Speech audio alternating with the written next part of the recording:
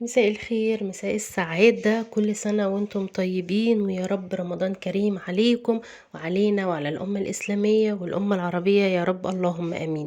وحشتوني قوي قوي، بقالي كتير ما سجلتش فيديوهات بصوتي. قلت لازم النهاردة بقى أول يوم رمضان أعمل لكم فيديو جامد جدا وكمان أسجل لكم عليه صوت. خلونا ندخل على طول في الطريقة، يلا نبدأ بسم الله. انا عندي هنا ديك رومي. الوصفه بتاعت النهارده هنعمل ديك رومي، كان مطلوب مني اوردر وخرجته وقلت لازم اصور لكم الوصفه دي علشان اللي حابب يعملها في بيته. طبعا مش كل الناس بتطلب اوردرات، وفي نفس الوقت عايزه كل متابعيني لما يعملوا اكل يعملوه احسن حاجه وعلى اكمل وجه. فجبت ديك رومي، كان وزنه تقريبا 8 كيلو. وطبعا كنت موصيه ان هو يجي كويس ومش مقطوع، ولكن لازم دايما في حاجات كده تيجي عكس ما الواحد بيبقى طالبها. المهم غسلته كويس جدا وصفيته، وهبدأ احضر دلوقتي لمرحلة النقع، مرحلة مهمة جدا. جبت عندي حلة كبيرة، حطيت فيها معلقة ونص من الفلفل الاسود الحب، معلقتين من السكر، معلقتين من الشطة، 4 معالق كبار من الملح، وكمان هيل وقرنفل ورق لورو، وكان عندي 2 من الزعتر الفريش بس انا جففتهم وحطيتهم مع كل الكلام اللي قلت لكم عليه. نزلت كمان بايه، نزلت بيه بصلتين وتوم، وكمان كان معاهم جنزبيل فريش وعصير 3 ليمونات. الليمون كنت مقطعاه شرايح زي ما انتم شايفين لان هاخد العصاره بتاعته، وكمان هحط القشر مع المكونات دي كلها. حطيت كمان معاهم 4 لتر من الميه. طبعا الميه عندي على حسب وزن الديك اللي عندكم، بس يفضل ان هو الميه تكون مغطيه الديك. بس دي كانت اكبر حله عندي فاستخدمتها، وكان في جزء كده زي ما هتشوفوا معايا جزء مش متغطي، فحاولت ان انا اقلبه على الصدر علشان انا مهم جدا ان الصدر والوراك نفسها تبقى شاربه من محلول النقع ده. زي ما انتم شايفين ما كانتش مغطيه الديك كله، فقلبته على الصدر الناحيه التانية علشان يتنقع في المحلول ده كويس جدا. بدأت دلوقتي أغطيه بالاسترتش، وكمان دخلته التلاجة، فضل لمدة 24 ساعة، مش ليلة كاملة، لا فضل لمدة 24 ساعة. ده كده عندي تاني يوم خرجته من التلاجة، وهبدأ دلوقتي أصفيه من المية اللي فيه. عايزاكم تركزوا قوي تشوفوا المية قد ايه شكلها اتغير. وبدأت ان انا اصفيه كويس وكمان انشفه بمناديل. وكمان عايزة اقول لكم حاجة مهمة، ان كنت خالية بين اللحم والجلد. هبدأ دلوقتي أحضر التتبيلة بتاعته. حطيت علبة كبيرة من الزبادي أو من المايونيز اللي متاح عندكم. حطيت كمان معاهم عصير 3 ليمونات. الليمون مهم جدا عندنا في مرحلة التتبيل كمان، يبقى في مرحلة النقع ومرحلة التتبيل لازم ليمون. بعد كده بدأت أزود بقى البصل والثوم وكمان الطماطم. حطيت حبتين من الطماطم حجم وسط، وكمان 4 فصوص من الثوم فصوص كبيرة، وكمان بصلتين كبار. البهارات بتاعتي عبارة عن معلقة كبيرة من ال7 بهارات، معلقة كبيرة من الفلفل الأسود، نص معلقة من الهيل المطحون، معلقة شطة، 3 معالق ونص كبيرة ملح، نص معلقة بصل بودر، توم بودر، وكمان معلقة كبيرة من البابريكا. حطيت كمان 3 معالق كبار من الكاتشب، معلقة كبيرة من المستردة، وكمان معلقة كبيرة من العسل النحل الأبيض. ما تخافوش مش هيغير في طعمه ولا هيخليه مسكر ولا أي حاجة خالص. هحط كمان معاهم معلقتين من دبس الرمان، وكمان فنجان من الزيت، فنجان من الخل. هبدأ ميكس كل الكلام ده مع بعضه في الخلاط عندي كويس جدا لحد ما يبقى عصير ناعم قوي.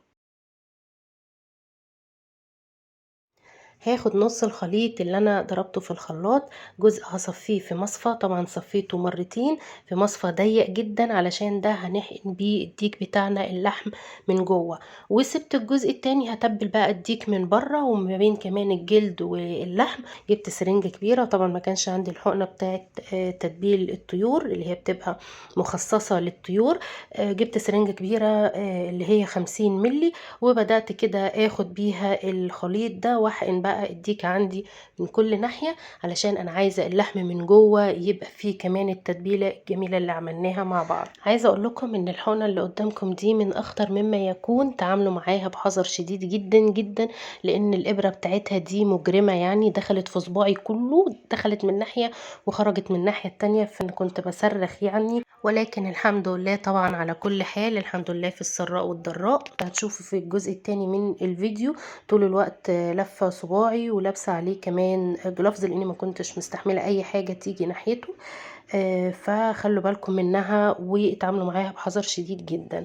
بدأت دلوقتي طبعا بعد ما حقنت الديك بكل التتبيلة اللي مصفينها كويس، خدت الجزء التاني وبدأت ان انا اسوق بيه باقي الديك بتاعي من كل مكان بقى، من فوق ومن تحت ومن جوه ومن جوه من سقف الديك كمان، وبين الجلد واللحم. الجزء اللي كان مفتوح ده بدأت اخيطه كمان بإبرة علشان ما يزيدش معانا وقت السوى، لان في السوى كمان الجلد بكش، فهتبقى القطع ده اكبر من اللي موجود قدامكم. فبدأت اخيطه، وكده كده هو القطع موجود مش هيروح، بس انا كمان حبيت ان انا احافظ على شكله لحد ما. بدأت دلوقتي اقلبه عندي واكمل تتبيل من الجزء التاني. هقفله كمان بالاسترتش واحطه في التلاجة لمدة 24 ساعة تانية. خلي بالكم من التركات او النقط المهمة اللي بقولها دي، لان النقط دي بتفرق جدا معانا في الطعم. يبقى احنا كده بعد ما جبنا الديك الرومي غسلناه كويس وبيتناه في محلول النقع لمدة 24 ساعة. بعد كده طلعناه وصفيناه وبيتناه في التتبيلة دي لمدة 24 ساعة تانية. خلوا بالكم مش ليلة كاملة. دخلته التلاجة بالتتبيلة دي وكده طلعته علشان نسويه بقى وندخله الفرن مع بعض.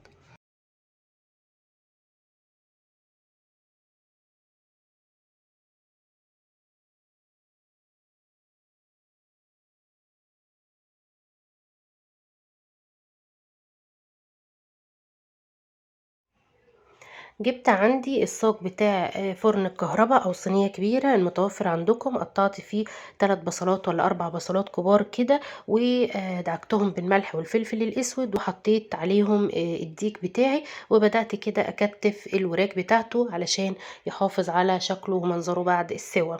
وكمان هشيل كل التتبيله اللي على الوش فوق اللي كنا حطيناها عليه، علشان التتبيله دي ممكن تتحرق معانا وقت التحمير. الصينية اللي قدامكم دي الصينية اللي تبلت فيها. طبعا كان فيها بواقي التتبيلة بتاعت الديك والتتبيلة اللي شلتها من عليه، زودتهم كوبايتين من المية وحطيتهم على البصل عندي. وبدأت كمان ان انا اكتف الاجنحة بتاعته باعواد من الشيش الكبيرة علشان وقت التقديم يكون منظره شيك وكويس. اخر حاجة ضفت حوالي 3 معالق كبار من الزيت، بدأت ادهن بيه الديك من كل ناحية. وهبدأ دلوقتي اغلفه بالفويل عندي، لازم يتغلف كويس جدا. انا حطيت حوالي 4 طبقات من الفويل، 4 طبقات. والفويل اللي عندي سميك شوية مش خفيف يعني ورقيق، لان هو لما بيبقى الفويل خفيف لا هنزود كمان ممكن طبقتين ولا حاجة. حطيته في الفرن سخن عندي على اعلى درجة حرارة اول نص ساعة. بعد كده هديت درجة الحرارة للمتوسطة نص ساعة كمان، وسبته بعد كده لمدة ساعة كاملة على نار هادية شمعة كده بالظبط زي ما بقول لكم. خرج بالشكل اللي انتوا شايفينه ده. وكمان ما شاء الله نزل الصوص بتاعه الحلو قوي ده. ده بقى فيه كل الخلاصة والفوايد زي ما بقولوا كده، يعني شربته ترم العظم. حلو قوي. هبدأ دلوقتي اخد الشوربة بتاعته دي في حلة عندي، لاني هقسمها نصين، جزء هضيفه على الرز والجزء التاني هعمل بيه البراون صوص. حلو قوي بيتقدم في الاكلات اللي زي دي، بيبقى ممتع ولذيذ جدا جدا.